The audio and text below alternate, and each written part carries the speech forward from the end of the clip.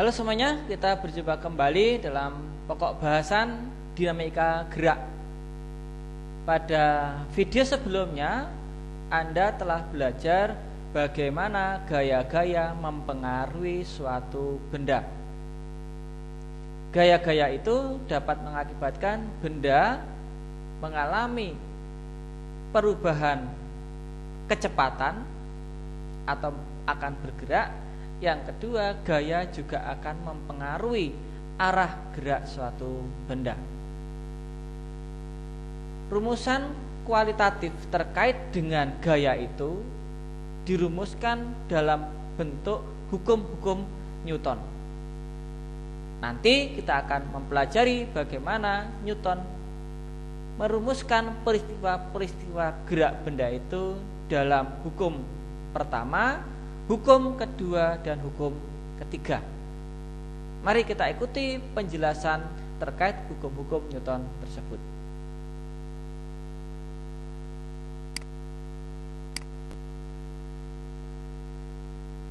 Hukum pertama Newton. Hukum pertama Newton itu adalah hukum tentang kondisi benda yang setimbang. Jadi benda-benda yang setimbang itu kita berlakukan hukum pertama Newton. Jadi ketika kita ingin menentukan suatu terapan dari hukum Newton, harus memahami dulu kondisi bendanya. Jadi kondisi bendanya itu bagaimana, baru hukum mana yang akan kita terapkan. Sama juga ketika kita melakukan hukum-hukum dalam kehidupan di masyarakat. Jadi bukan hukumnya terlebih dahulu yang kita gunakan, tapi kita lihat kondisinya. Kondisi masyarakatnya bagaimana. Kalau misalnya masyarakat itu sedang berada di jalan, maka kita gunakan hukum lalu lintas. Kalau masyarakatnya itu sedang di lingkungan tempat kerja atau sekolah, ya kita gunakan hukum yang ada di sekolah atau tempat kerja. Jadi kalau ingin menerapkan hukum Newton, harus kita lihat dulu kondisi bendanya. Benda yang setimbang kita gunakan hukum pertama Newton. Nah, apa itu hukum pertama? Hukum pertama adalah hukum yang menyatakan resultan gaya pada suatu benda sama dengan 0. Jadi kalau gaya pada benda itu ya harus sama dengan 0 terjadi untuk benda yang setimbang. Jadi setelah kita tahu oh bendanya setimbang, pasti resultan gaya pada benda itu sama dengan 0. Karena resultan gaya kita kelompokkan menjadi dua, ada sigma gaya pada sumbu X dan sigma gaya pada sumbu Y, maka resultan gaya sama dengan 0 itu pun tercapai kalau komponen di sumbu X sama dengan 0 dan komponen di sumbu Y pun sama dengan 0. Misal, pada benda ada 3 buah gaya, F1, F2, dan F3. Agar benda ini setimbang, apa itu setimbang? Benda tidak bergerak ke kiri maupun benda tidak bergerak ke kanan, maka gaya yang arah ke kiri itu nilainya kalau kita tambahkan dengan gaya yang sebelah kanan, jumlahnya harus 0. Maka ke kiri yang bertanda negatif ini harus kita tambahkan dengan yang ke kanan bertanda positif. Kalau kita jumlahkan harus sama dengan 0. Bagaimana misalnya? Misal, supaya jumlahnya sama dengan 0, jika yang di kiri ini ada gaya 10 Newton, maka yang arah ke kanan ini pun totalnya juga harus 10 Newton. Bisa jadi F3-nya 8 Newton atau F2-nya 2 Newton. Maka dikatakan kondisinya setimbang. Kenapa? Karena yang ke kiri 10 Newton, ke kanan juga 10 Newton. Berarti benda ini tidak bergerak ke kiri maupun tidak bergerak ke kanan, maka dikatakan benda dalam kondisi setimbang. Demikian juga untuk benda yang kedua.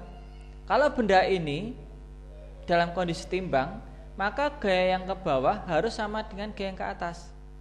Berarti sigma FY-nya juga harus sama dengan 0. Maka seandainya benda ini sedang ditarik ke bawah dengan gaya 50 Newton, maka gaya F1 ini pun nilainya juga harus 50 Newton,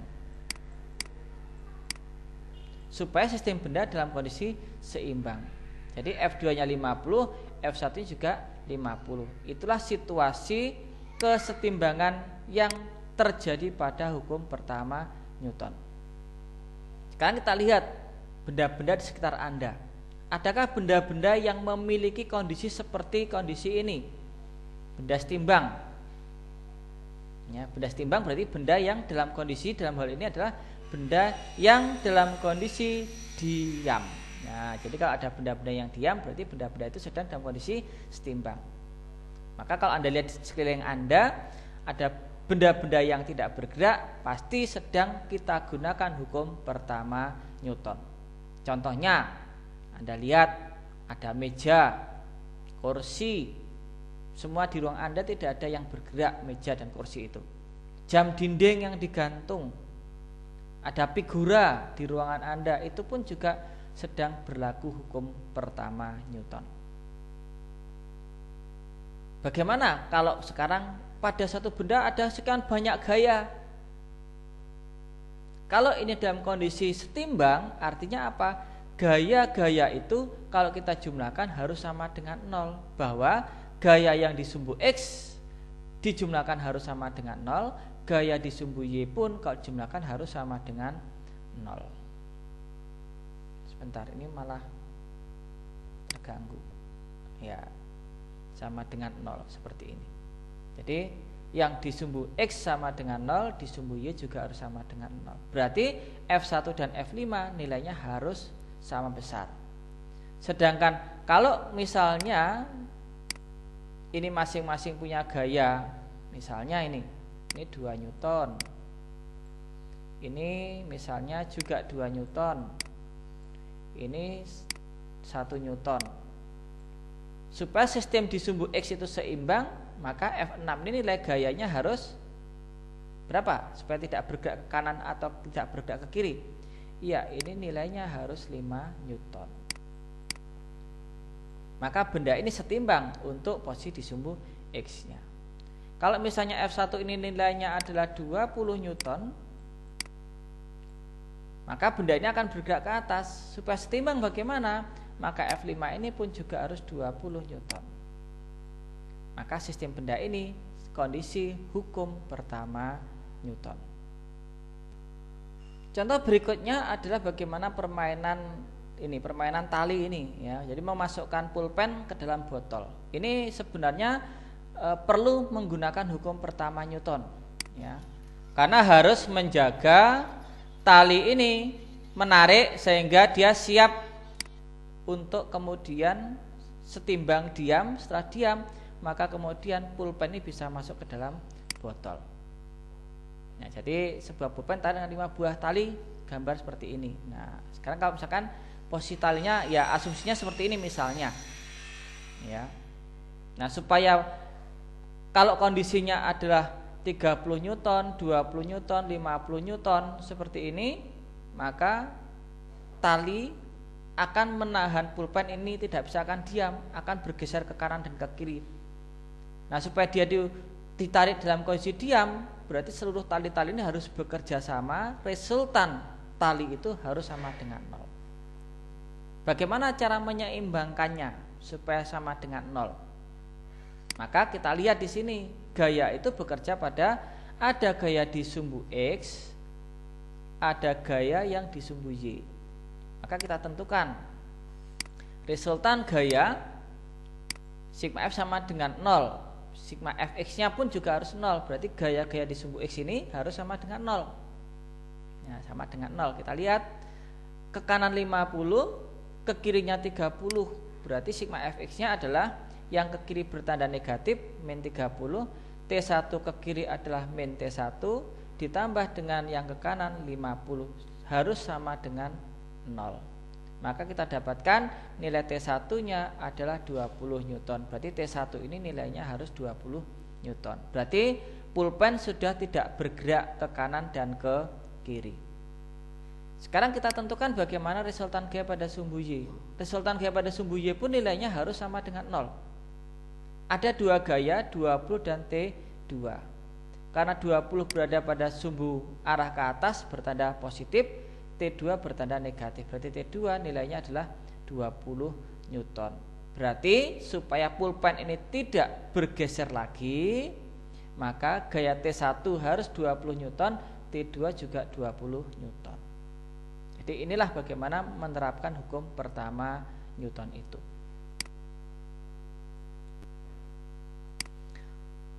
Hukum pertama Newton itu juga terjadi pada peristiwa kelembaman benda, yaitu sifat inersia. Jadi sifat inersia itu sifat benda yang selalu mempertahankan keadaannya jika terjadi perubahan gaya pada benda tersebut. Ya. Contoh peristiwanya adalah kondisi benda yang sedang diam atau benda yang sedang bergerak. Jadi benda-benda pada hukum pertama Newton itu berlaku pada dua kondisi ini. Benda yang sedang diam atau benda yang sedang ber-GLB, itu berlaku hukum pertama Newton. Nah, seperti apa sifat inersianya itu? Sifat inersia dapat kita lihat dari percobaan sebagai berikut. Jadi ada gelas berisi air, ada papan, kemudian ada bola yang ada di atasnya. Nah, seperti apa sifat inersia itu? Benda mempertahankan keadaannya pada saat terjadi gaya. Nah, ini kita lihat. Jadi ada ya. Nah, ini akan dipukul ya, nanti akan dipukul, piringnya itu akan dipukul. Apa yang terjadi? Iya. Jadi pada saat piringnya itu dipukul, ternyata telur itu tidak terlempar, tetapi telur itu cenderung tetap berada di posisinya. Tapi karena piringnya sudah kemudian terlempar, akhirnya telur tidak memiliki lagi penopangnya. Karena tidak punya penopangnya, maka telur ini jatuh ke dalam gelas. Kita ulangi lagi. Jadi telur mempertahankan posisinya tetap di tempatnya, tetapi karena penumpunya hilang, maka telur itu jatuh ke dalam gelas. Kita lihat kembali. Iya, ya, sangat bagus untuk mendemonstrasikan bagaimana sifat kelembaman benda. Jadi telur itu dinyatakan sebagai sifat inersianya, mempertahankan keadaannya meskipun ada gaya yang sedang mengganggunya. Contoh-contoh yang lain kurang lebih seperti ini. Juga ada contoh-contoh yang lain, ya. Kata kunci ketika nanti Anda akan mencari di internet adalah tentang inersia demonstrasi. Nah, ini contoh. Nah, ini inersia juga, ya. Ini kita pukul, ya, juga sama, jatuh, ya. Koin di atas kertas, kita tarik kertasnya, nah, koin jatuh ke bawah juga, ya. Air di atas meja, maka gelas beker tidak jatuh ke lantai, tetapi tetap berada di permukaan meja. Anda bisa melakukan percobaan-percobaan ini sebagai kompetensi pada kompetensi KD yang keempat. Hukum yang kedua adalah hukum kedua Newton. Hukum kedua Newton itu adalah hukum yang bekerja pada suatu benda. Bagaimana benda itu ketika dia diberikan gaya. Misalnya di sini kita memiliki balok bermassa 10 kg dan 4 kg, kita tarik dengan gaya yang sama, besarnya maupun arahnya. Apa yang akan terjadi pada kedua balok itu? Iya. Dapat Anda lihat bahwa balok yang memiliki massa kecil itu bergerak lebih cepat. Dengan balok yang memiliki massa lebih besar, dia bergerak yang lebih lambat. Hukum kedua Newton ini merupakan hukum yang diterapkan pada benda yang sedang bergerak. Jadi, ketika benda yang bergerak harus Anda gunakan hukum kedua Newton.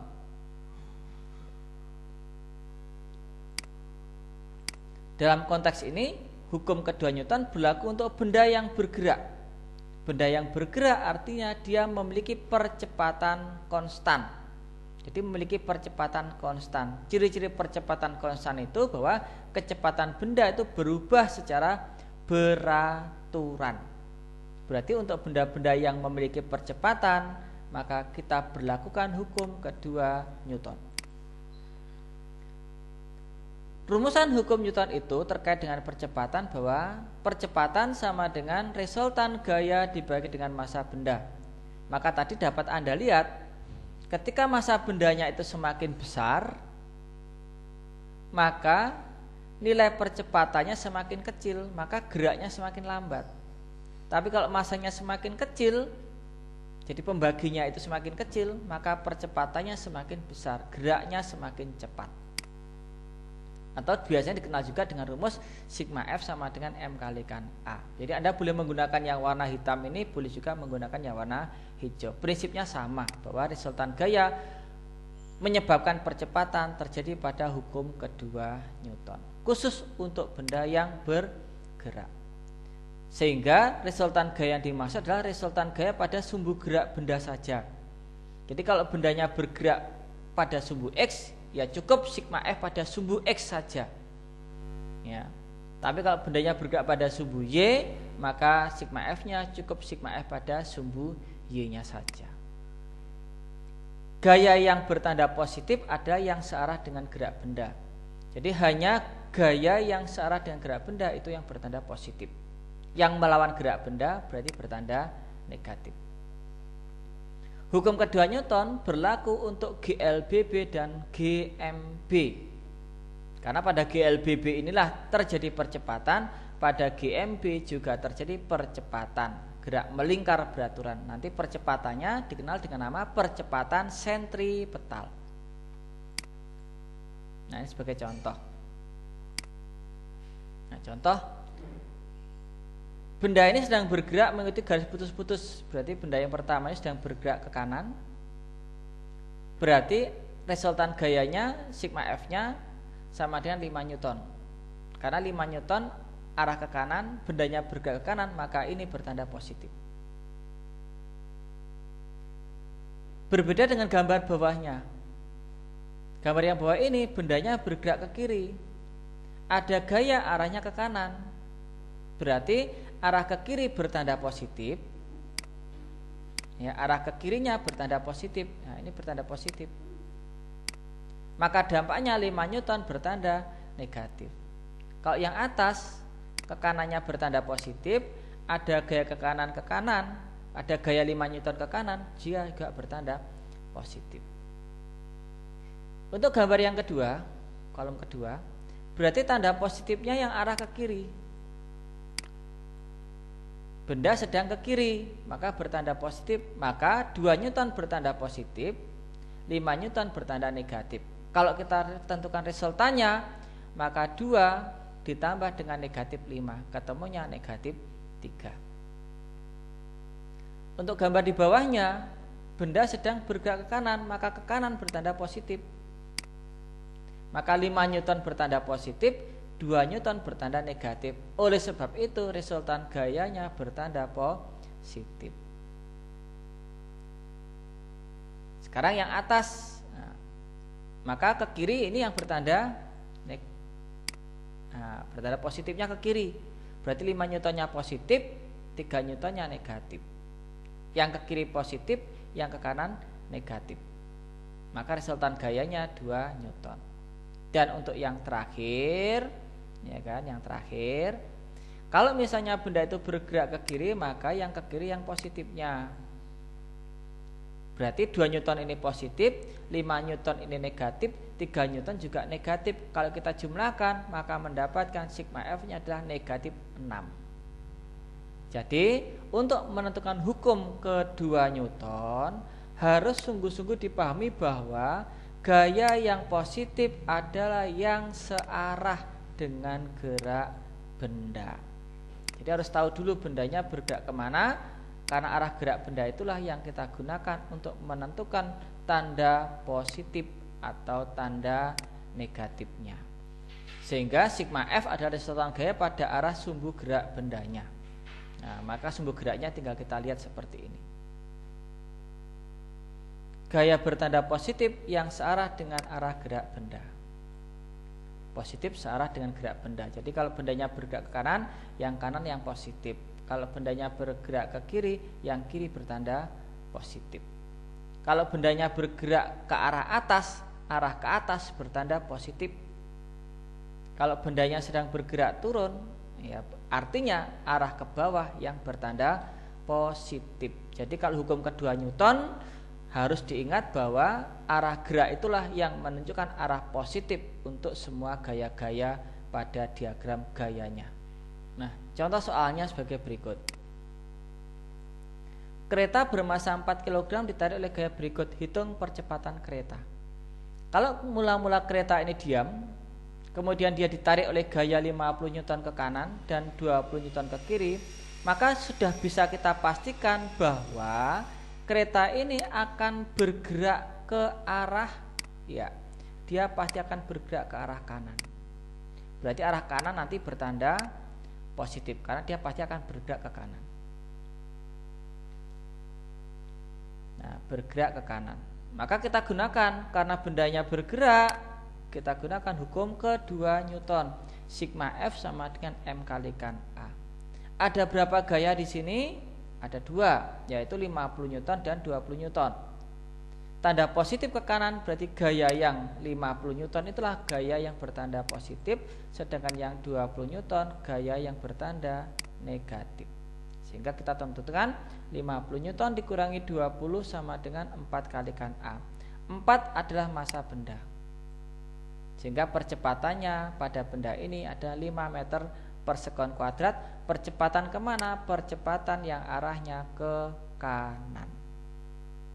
Jadi konsep dari hukum kedua Newton harus dipahami bahwa hukum kedua Newton berlaku untuk benda yang bergerak. Itulah hukum kedua Newton.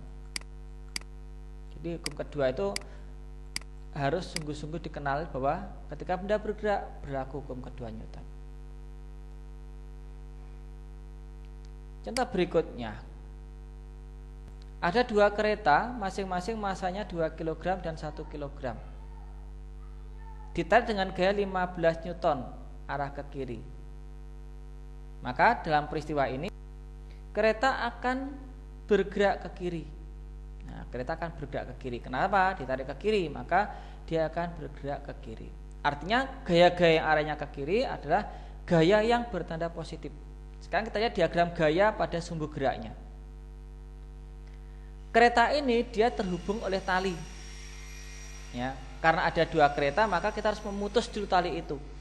Ya, supaya kita bisa melihat bagaimana tali ini, gaya tegangan tali itu pengaruhnya pada benda A dan benda B. Maka pada benda A ada gaya tarik ke kiri 15 Newton.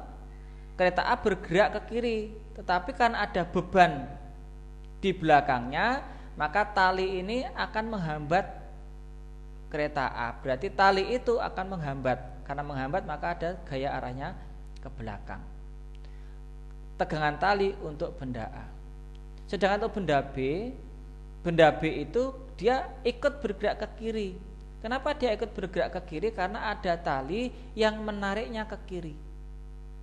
Sehingga pada B itu pada sumbu geraknya hanya ada satu buah gaya saja. Kita terapkan hukum kedua Newton baik untuk benda 1 maupun benda 2. Pada benda 1 ada dua gaya. Bendanya bergerak ke kiri, berarti F ini bertanda positif, T ini bertanda negatif. Berarti pada benda 1 berlaku F min T sama dengan M1 kalikan A. 15 dikurangi dengan T ketemunya 2A. Persamaannya terhenti di sini. Kenapa? Karena nilai T-nya tidak tahu, A-nya pun juga tidak diketahui. Sekarang kita lihat, ya, karena sudah tidak bisa dikerjakan, diselesaikan, ya kita menyelesaikan persamaan yang kedua. Pada benda 2 juga bergerak, berarti berlaku hukum kedua Newton, sigma F sama dengan M kalikan A. Karena benda yang kedua, maka ada satu gaya T, masanya 1 kg, berarti hanya T sama dengan M2 kalikan A. Maka sekarang kita punya dua persamaan. Ada sigma F1 dan sigma F2. Secara keseluruhan kita akan menjumlahkan keduanya itu. Jadi sigma F1 dan sigma F2 kita jumlahkan. Nah, ini kita jumlahkan. Sigma F1 kita jumlahkan, yaitu ada siapa? 15 min T, ya, ditambah dengan T. Nah ini, jadi F1 tambah F2 itu isinya 15 min T ditambah dengan T. Ini kita jumlahkan. Yang setelah sama dengan juga kita jumlahkan, yaitu ada 2A ditambah dengan A atau nanti 3A. Maka kita dapatkan 15 sama dengan 3A, karena min T ditambah T adalah 0. Maka A-nya sama dengan 5 meter per sekon kuadrat. Untuk mendapatkan besar gaya tegangan tali, maka nilai A ini tinggal kita substitusikan. Anda boleh menggunakan persamaan warna hijau atau bisa juga menggunakan persamaan yang warna ungu. Pak Edi menggunakan yang warna ungu, yaitu menggunakan M2-nya 1 dan A-nya sama dengan 5, maka mendapatkan T-nya 5 Newton. Sebenarnya Anda pun juga bisa menghitung menggunakan yang warna hijau, yaitu dengan memasukkan nilai A-nya sama dengan 5. Nilai T-nya pun nanti akan didapatkan juga. Yang perlu diingat bahwa penjumlahan ini adalah penjumlahan pada sumbu geraknya. Jadi sumbu geraknya di sini ada sumbu geraknya pada sumbu X. Jadi yang kita jumlahkan pada sumbu geraknya.